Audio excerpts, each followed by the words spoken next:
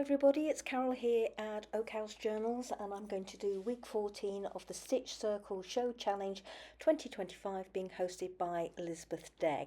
So that's the page I'm going to be working on today, and the rules for this week are that we use a fabric either in blue, green or turquoise colour, and I didn't have one single piece of fabric, so there I'm just showing that I've pieced together two pieces of hand-dyed cotton fabric, and I've used some double-sided interfacing. So the next Dogma rule was to trace small circles onto the fabric. The circles could be any number and any size, and there I'm just showing you the little pots that I've used to roughly work out the design I want.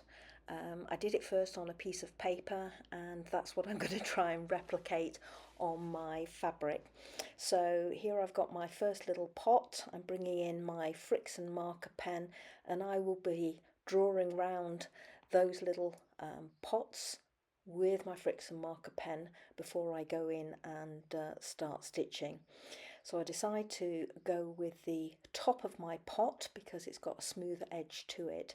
Now, where I joined my two pieces of fabric together, I do have a slight frayed edge, which I thought would add some interest to my piece this week, but it also proved a little bit of a challenge stitching over the top.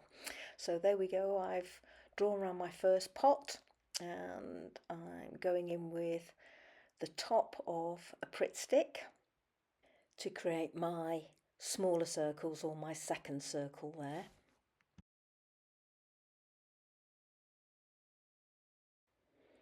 So just drawing around that and making sure that it overlaps slightly with the circle that I've done at the bottom. And here I'm going in with the Pritt stick again at the top,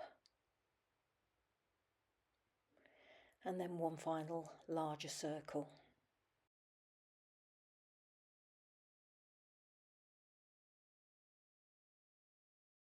So just going around the outline of each of the circles with my Frixion marker pen to make sure that I've got a good line to follow when I come to do my stitching.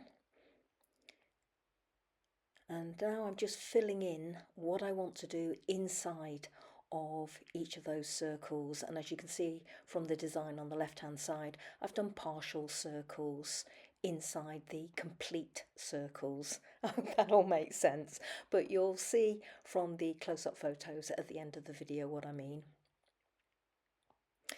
The third Dogma rule is the stitch that we use this week, and it's chain stitch, and we use that to outline the main circles, and if we want to add any details inside the main circles, whatever detail that is, that also has to be chain stitch. So those partial circles that I've done inside are going to be chain stitch, and here I'm showing you the thread or the colours for the threads that I want to use, because the fourth Dogma rule is that we use a thread in the same colour family as we have for the fabric. Now, as my fabric is a colour tone of almost like a sagey green and blue, those are the colours that I've chosen. Now, that was a variegated spool of thread there, and I thought that might work, but I think it's a little bit too bold. So what I've decided to do is go with two strands of DMC thread,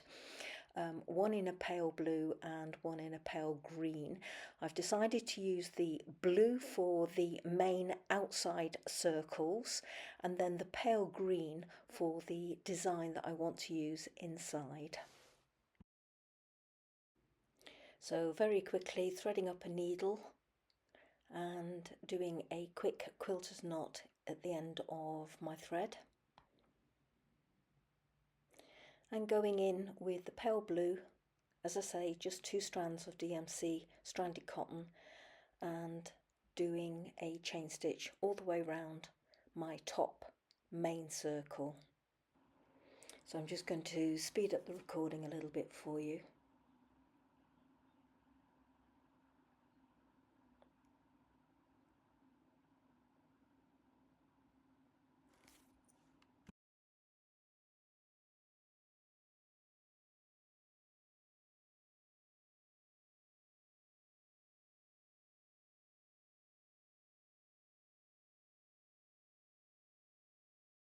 And I think as you see me stitch, you can see that frayed edge that I mentioned earlier, where the two pieces of fabric overlap each other. And just coming to more or less to the end of that first circle. And this is what it looks like now that I've finished. Just smoothing out my stitches, making sure that my circle is as regular as I can get it. And here I am going in to stitch another of the smaller circles, again in the pale blue. As I said, I stitch all the main outlines in pale blue and then the pale green for the design inside. So again, I'll speed up the camera for you. And basically that's all there is to this particular assignment this week. I carry on stitching around my circles, and there will be some close-up photos at the end of the video so that you can see the difference in colour and also perhaps get a better look at the colour variation in the fabric, which explains why I've chosen the colours that I did.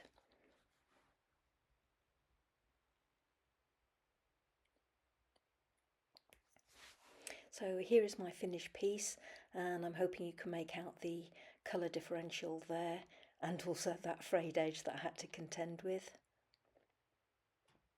Gorgeous piece of fabric, and I was desperate to make use of it. This is a look at the design and partially stitched piece,